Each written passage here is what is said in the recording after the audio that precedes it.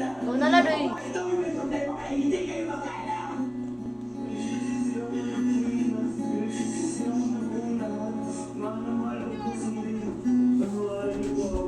Hindi ka dapat sa amin humingi ng tawad.